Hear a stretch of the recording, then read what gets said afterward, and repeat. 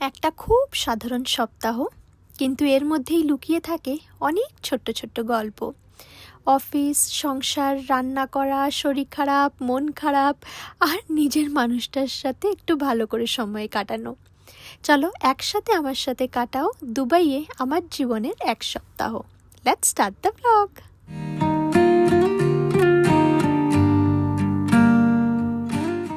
এখন বেশ কিছুদিন ধরে আমি মর্নিং শিফটই করছি, মানে ওই 9 to 6 আর কি। 9 to 6 করলে একটু ক্রাউডটাও বেশি হয়, একটু ট্রাফিকও বেশি হয়, কিন্তু মর্নিং শিফট করাটাই আমি প্রেফার করি জানো তো, যাতে বিকেলের মধ্যে বাড়ি চলে আসতে পারি, রান্না করে দুজনে মিলে আবার একটু সময় কাটাতে পারি। আফটারনুন শিফট হলে ওই 1:30 থেকে 10:30, বাড়ি ঢুকতে ঢুকতে 11:30, আর একসাথে সময় কাটানোটা খুব কম হয়। তো যাই হোক, আমি পৌঁছে গেলাম। এখন গিয়েই আগে একটু গ্রুম হয়ে নিচ্ছি।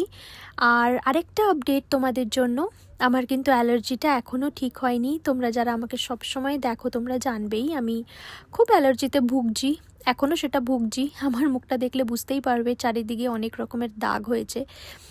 জানি না কি হবে, আমি ডাক্তার দেখাচ্ছি, এখনও ডাক্তার দেখাচ্ছি। Let's hope for the best. তো সকালবেলা গিয়ে একটু গ্রুম হয়ে নিলাম, আর আজকে না আমি চা খেয়ে আসিনি জানো তো।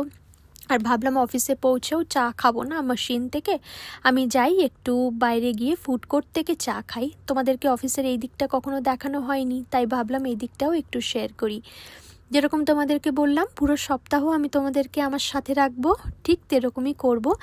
ছোট্ট ছোট্ট ক্লিপস নিয়েছি পুরো সপ্তাহটার, যাতে তোমাদেরও একটা আইডিয়া হয় যে একটা ওয়ার্কিং উইমেনের লাইফ কীরকম হয়। আর তোমরা ডেফিনেটলি আমার সাথে অনেকটা রিলেট করতে পারবে, তোমাদেরও লাইফ নিশ্চয়ই এরকমই হয়। কোনো ঝাঁ চকচকে খুব বেশি কিছু না, একদম সিম্পল কোজি একটা লাইফ। আর এই লাইফটার জন্যই আমি প্রে করেছিলাম। 1 টি, yes. How much? It's a 6 dirham. It's a fresh milk tea.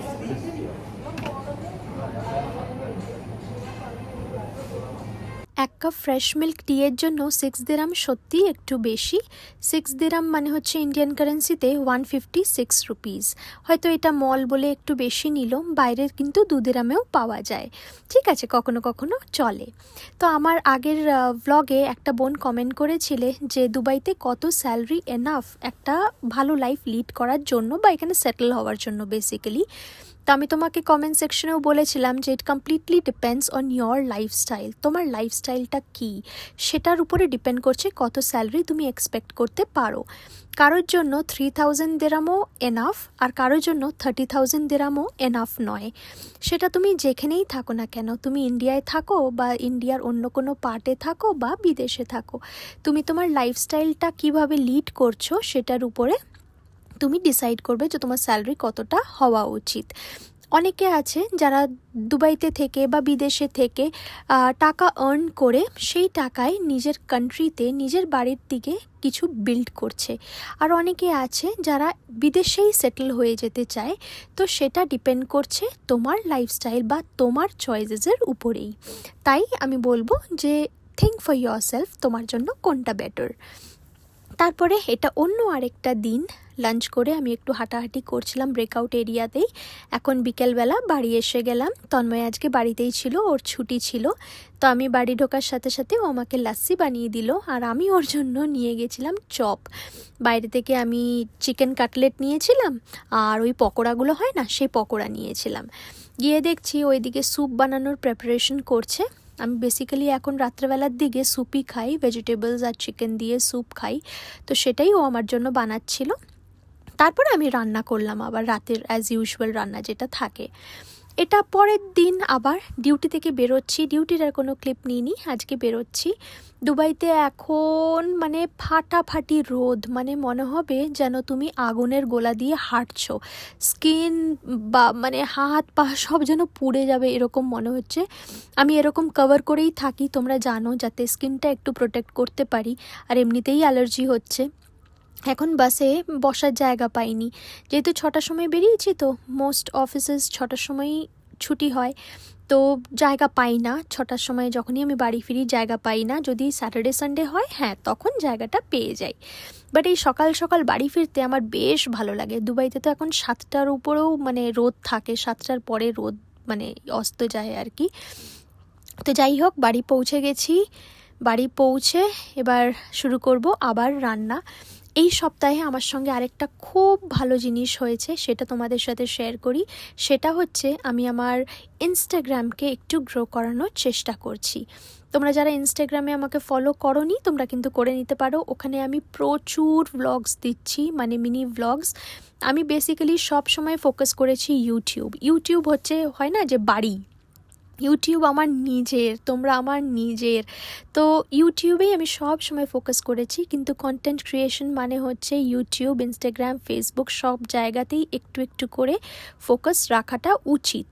তো আমি জানি ইউটিউবে তোমরা আছো, আমি তোমাদের সঙ্গেও রেগুলার থাকি, যাই হয়ে যাক না কেন আমি ইউটিউবের সাথে কম্প্রোমাইজ করি না।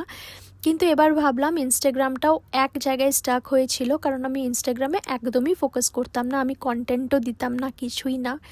কিন্তু এখন আমি ইনস্টাগ্রামে একটু রেগুলার হচ্ছি, প্রচুর রিলস ভিডিওস আমি আপলোড করছি। আমি আগের মাসে জানো কটা কন্টেন্ট শেয়ার করেছি ইনস্টাগ্রামে? 30 ডেজের মাসে আমি 65টা কন্টেন্ট শেয়ার করেছি। তার মানে বুঝতেই পারছো আমি কতটা রেগুলার ছিলাম ইনস্টাগ্রাম অ্যান্ড ফেসবুক দুটোতেই। আর ইউটিউবেও তো তোমাদের সাথে সবসময়ই শেয়ার করি। যাই হোক, বাড়ি এসে ফ্রেশ হয়ে আগে কাপড় জামাগুলো দিয়ে দিলাম। এটাও একটা টাস্ক, সপ্তাহে 2 দিন কাপড় জামা ধুতেই হয় আমাকেও তন্ময়কেও, নইলে এক গাদা হয়ে যায়। আর যেহেতু ডেলি ডিউটি যাচ্ছি, ডেলি বাইরে গরম, তাই এখন কাপড় জামাগুলো একটু বেশি পড়ছে জানো তো। আজকে রান্না খুব সিম্পল, আলুর দম। আলু এনেছে তন্ময়, ছোট ছোট একদম আলু এনেছে, যেগুলো দম আলুর হয় না সেগুলোই এনেছে। তো আজকে সেই দিয়েই আলুর দম হবে।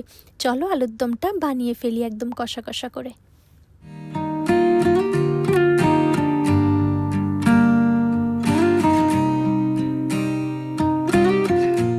তোমাদের সঙ্গে যখন পুরো সপ্তাহই একটু একটু করে শেয়ার করছি, তাহলে এটাও না বললে ভুল হবে।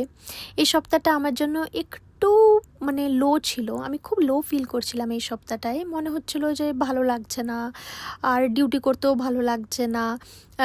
সকালবেলা ঘুম থেকে উঠে ডিউটি যেতেও এক একদিন ইচ্ছে করেনি। বাট আমি শিওর এরকম সবাই অনেকে ফিল করো, মাঝে মধ্যে খুব ওভারওয়েলমড ফিল হয়, মনে হয় যেন ভালো লাগছে না। But it is part and parcel of life. পরক্ষণেই আবার হাসি মুখে ডিউটি যাই, কারণ এই লাইফটার জন্যই ঠাকুরের কাছে অনেক প্রে করেছি। ঠাকুর যখন আমাকে এই লাইফটা দিয়েছে আমি আগলে ধরে রাখতে চাই। তো চলো এখন আবার অন্য আরেকটা দিন বাড়ি যাচ্ছি। মলটাও তোমাদের সাথে একটু শেয়ার করছিলাম। মলটা এত সুন্দর না, খালি মনে হয় যেন তোমাদের সাথে শেয়ার করি। এখানে আমাদের আরেকটা আউটলেট খুলছে জানো তো, সুপার মার্কেট। খুলে গেলে আবার ওখান থেকেও আমরা ডিসকাউন্ট পাবো। যাই হোক, আমি আর তন্ময় দুজনেই আজকে বাড়ি তাড়াতাড়ি চলে এসেছি। তন্ময় আসার সময় বেশ বড় বড় প্রনস নিয়ে এসছে। তো আমাকে বললো, ঝিলিক তাহলে তোমাকে আজকে গার্লিক বাটার প্রনস করে খাওয়াই। একবার শেয়ার করেছিলাম তোমাদের সাথে এই রেসিপিটা চেন্নাই থাকাকালীন, অনেক দিন আগে, মনে পড়ে? তো যাই হোক, ও যতক্ষণ চিংড়িগুলো কাটছে ততক্ষণ আমি ওকে চিজ টোস্ট করে দিই। ও এখন চিজ টোস্ট একটু খাক, নাহলে ডিউটি থেকে আসার পর না একটু তো খিদে পেয়ে যায়।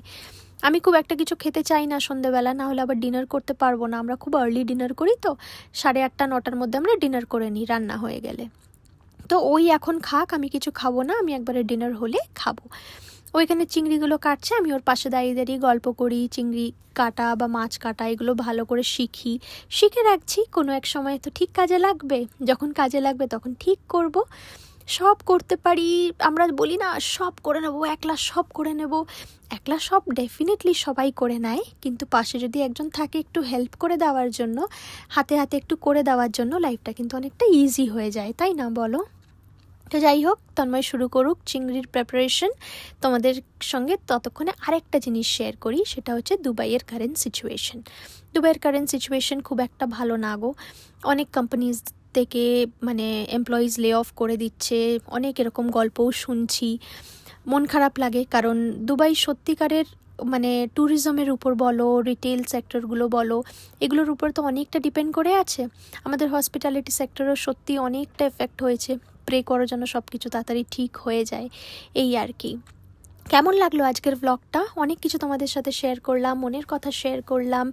তোমরা আর কি দেখতে চাও? দুবাই লাইফ দেখতে চাও না আমার অফিসের আরও কিছু দেখতে চাও?